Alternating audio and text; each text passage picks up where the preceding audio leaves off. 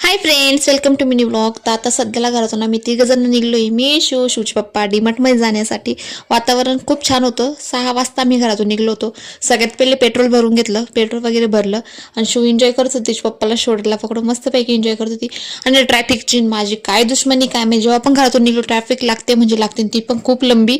मग तिथून फायनली पोचलो आम्ही डीमार्टमध्ये आणि खूप क्यूट असे तिथं कॅप होते. शिवसाठी मला घ्यायची होती, बट शिवच्या साईजची काही भेटली नाही. मोठी होत होती नाही तर मग छोटी होती, मग काही घेतली नाही.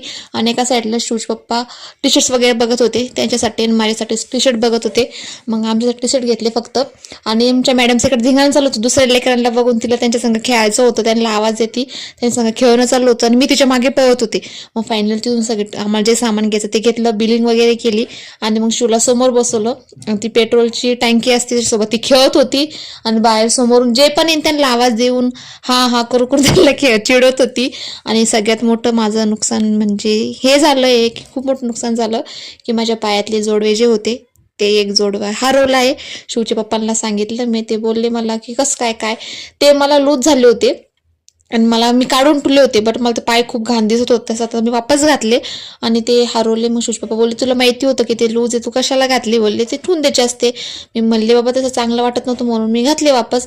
तर मग ते बोलले जाऊन दे म्हणे, आता हरवले तर हरवले म्हणे, आता काही करू शकत नाही, तर आपण दुसरे करून घेऊया. मी म्हणले ठीक आहे.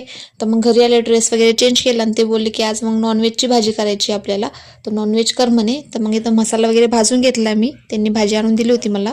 तर मसाला वगैरे भाजून घेतला, मसाला मिक्सरमधून काढला आणि लगेच त्याला तडका देऊन टाकला. म्हणजे मसाला त्याला मीठ टाकून जोपर्यंत भाजीला म्हणजे मसाल्याला तेल सुटत नाही तोपर्यंत मला असं वाटतं की भाजी परफेक्ट झालेलीच नाही आहे. म्हणून जोपर्यंत मसाला तेल सोडत नाही तोपर्यंत मसाला मस्तपैकी फ्राय करून घेत राहते.